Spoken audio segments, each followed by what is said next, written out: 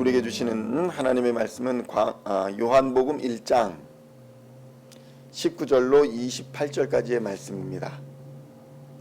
요한복음 1장 19절로 28절까지의 말씀 찾으셨으면 함께 한 목소리로 봉독하도록 하겠습니다.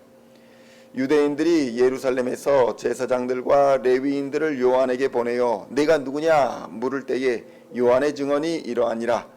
요한이 드러내어 말하고 숨기지 아니하니 드러내어 하는 말이 나는 그리스도가 아니라 한데 또 묻되 그러면 누구냐 내가 엘리야냐 이르되 나는 아니라 또 묻되 내가 그 선지자냐 대답하되 아니라 또 말하되 누구냐 우리를 보낸 이들에게 대답하게 하라.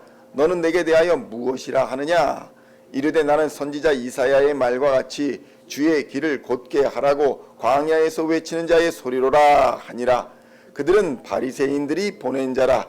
또 물어 이르되 내가 만일 그리스도도 아니요 엘리야도 아니요 그 선지자도 아닐진데 어찌하여 세례를 베푸느냐. 요한이 대답하되 나는 물로 세례를 베풀거니와 너희 가운데 너희가 알지 못하는 한 사람이 섰으니 곧 내 뒤에 오시는 그이라. 나는 그의 신발끈을 풀기도 감당하지 못하겠노라 하더라. 이 일은 요한이 세례 베풀던 곳 요단강 건너편 베다니에서 일어난 일이니라. 아멘. 할렐루야. 오늘은 요한복음 1장 19절로 28절까지의 말씀을 본문으로 광야의 소리라는 제목으로 하나님의 말씀을 함께 나누고자 합니다. 성도 여러분, 세례 요한은 자신을 그리스도가 아니라 광야에 외치는 소리다 라고 증언하고 있습니다.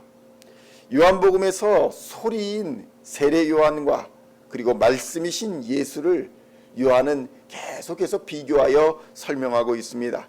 그러니까 구약에서부터 내려온 다바르, 말씀, 소리의 개념인 하나님의 말씀을 대언하는 소리와 하나님의 구상이자 하나님 자체인 본질로서의 로고스, 말씀이신 예수 그리스도의 차이가 무엇인지를 요한은 시작부터 잘 우리에게 설명하여 주고 있다는 것입니다. 19절로 23절까지의 말씀을 함께 봉독하겠습니다. 유대인들이 예루살렘에서 제사장들과 레위인들을 요한에게 보내어 네가 누구냐 물을 때에 요한의 증언이 이러하니라. 요한이 드러내어 말하고 숨기지 아니하니 드러내어 하는 말이 나는 그리스도가 아니라 한데 또 묻되 그러면 누구냐 내가 엘리야냐 이르되 나는 아니라 또 묻되 내가 그 선지자냐 대답하되 아니라 또 말하되 누구냐 우리를 보낸 이들에게 대답하게 하라. 너는 내게 대하여 무엇이라 하느냐 이르되 나는 선지자 이사야의 말과 같이 주의 길을 곧게 하라고 광야에서 외치는 자의 소리로라 하니라. 아멘. 그렇습니다. 세례 요한은 자신이 광야에서 외치는 소리다, 주의 길을 곧게 하라고 하나님이 보내신 소리다, 이렇게 말씀하고 있는 것입니다. 자신이 성경적 배경에서 참된 메시아의 길을 준비하는 하나님의 소리다, 대언자다 라고 증언하고 있는 것입니다. 그러니 자신은 메시아가 아니다, 너희들이 기다리는 또 성경에서 예언한 그 메시아가 나는 아니다 라고 증언하는 것입니다. 그런데 세례 요한의 출생이 얼마나 신비롭습니까? 세례 요한의 출생도 예수님의 출생 못지않게 신비롭고 특이한 점으로 가득 차 있습니다. 제사장 사가랴가 있습니다. 그 사가랴의 아내인 엘리사벳이 오랫동안 아이를 낳지 못했습니다. 이 엘리사벳에게 천사가 잉태 소식을 알려줍니다. 그렇게 잉태가 돼서 태어난 이가 바로 세례 요한 아니겠습니까? 정말 모태에서부터 하나님이 지명하여 부르시고 선택한 거룩한 선지자의 길을 간 사람이 바로 세례 요한이었던 것입니다. 천사의 기쁜 소식을 받은 아버지 사가랴의 반응이 어땠습니까? 정말로 내 아내가 임신을 한다고요? 잉태를 한다고요? 의심했습니다. 두려웠습니다. 하나님을 경외하는 마음으로 무서움 속에 있었습니다. 그 무서움 속에서 그는 벙어리가 되었습니다. 그의 이 벙어리 현상은 깊이 하나님을 경험하고 난 후에 아기가, 그러니까 세례 요한이 할례를 받을 때에 비로소 풀리게 된 것입니다. 이런 현상이 그 동네의 사람들뿐만 아니라 유대인들에게 알려졌으면 자명한 일일 것입니다. 야, 그 집안에 이런 일이 있었대. 그 집안에 이런 아기가 태어났대. 그래서 그가 광야에 나가서 메뚜기와 석청을 먹으며 하나님 나라를 선포하고 회개하라 라고 이야기하며 세례를 받으라 라고 할 때에 사람들은 야, 그가 성경에서 예고한 메시아가 아니겠는가? 그가 그리스도가 아니겠는가? 그가 우리의 지도자가 될 수 있지 않겠는가? 생각을 했다는 것입니다. 그런데 이것이 문제가 되었습니다. 유대 지도자들은 야, 지금 로마가 식민지의 총독 역할을 하고 있고 우리를 다스리고 있는데 메시아가 나타나서 갑자기 독립을 하겠다, 정치적 운동을 하겠다 하면 우리는 어떻게 되는 것이냐? 지금 권세를 잡고 있던 우리 유대 지도자들은 어떻게 되는 것이냐? 그들로 인해서 망하게 되는 것 아니냐? 이런 두려움을 가지고 있었다는 것입니다. 성도 여러분, 로마의 식민지 생활을 하고 압제와 억압 속에서 살아가던 이스라엘에게 민족적 구원자 메시아가 요한이다 라고 생각하니까 지도자들이 사람을 보낸 것입니다. 사람을 보내서 야, 그 사람 누군지 확인해서 와라. 그래서 오늘 장면이 등장하는 것입니다. 당신은 누구요? 당신이 메시아요? 당신이 엘리야요? 성경에서 얘기한 그 선지자요? 이렇게 묻고 있는 것입니다. 그때 무엇이라고 얘기합니까? 나는 빛을 증언하는 사람이다. 대언자가 아니다. 나는 참된 소리가 아니다. 나는 광야에서 외치는 소리다. 모든 사람이 참된 빛을 받아들이고 믿게 하라고 그런 소명을 가지고 온 자다. 이렇게 자신을 증언하고 있는 것입니다. 23절로 28절까지의 말씀 함께 봉독하겠습니다. 이르되 나는 선지자 이사야의 말과 같이 주의 길을 곧게 하라고 광야에서 외치는 자의 소리로라 하니라.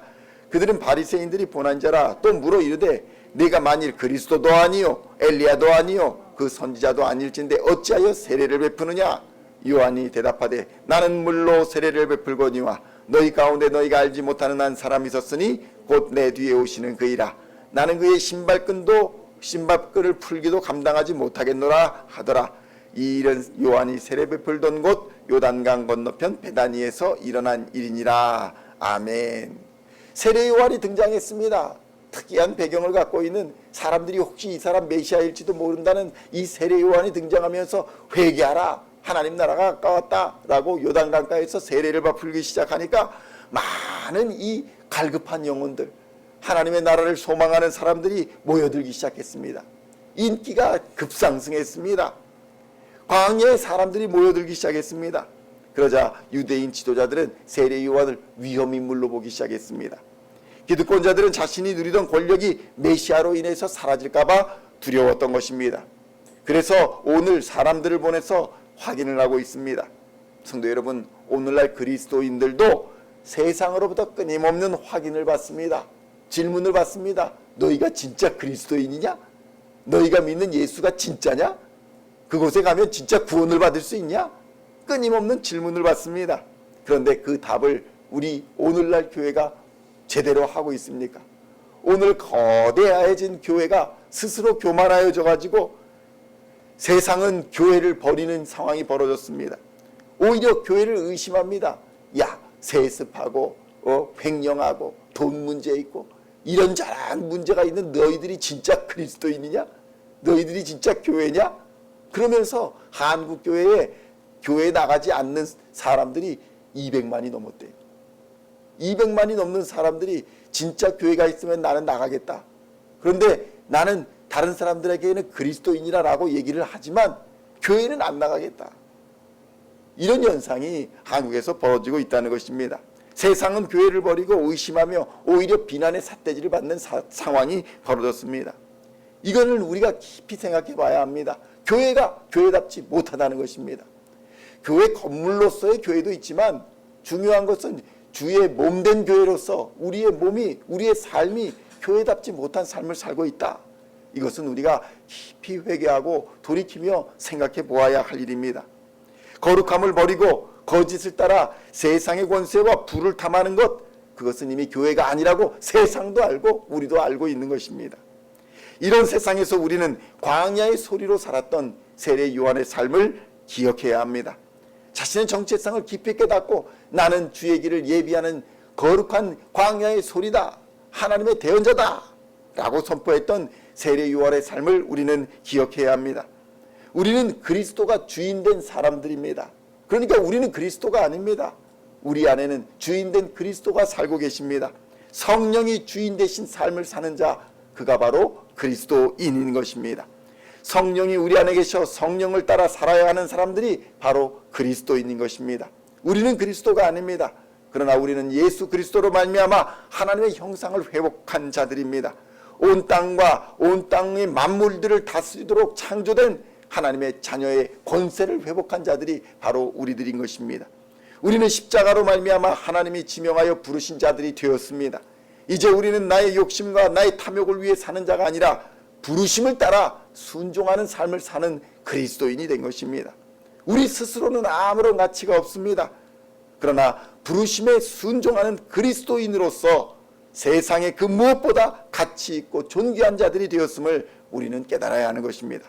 그러므로 성도 여러분, 오늘도 성령을 담은 거룩한 그릇으로 하나님의 귀한 보물단지가 되시기를 축원합니다.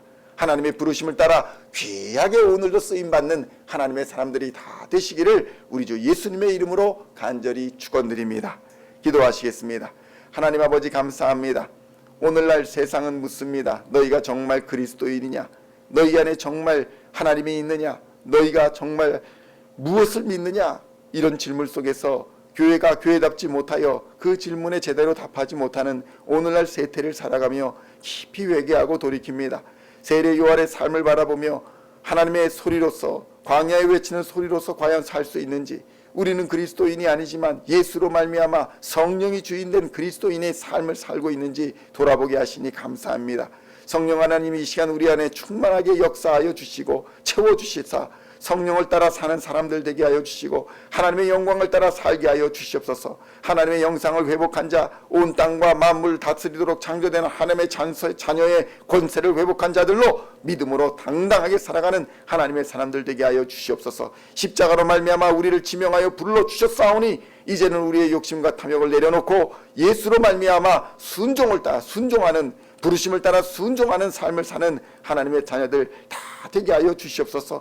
예수로 말미암아 세상에 그 무엇보다 가치 있고 존귀한 자들이 되었음을 깨닫고 이 믿음으로 세상을 넉넉히 이기며 살아가는 귀한 하나님의 자녀들 다 되게 하실 줄로 믿으며 우리를 구원하신 우리 주 예수 그리스도의 이름으로 간절히 기도하옵나이다. 아멘.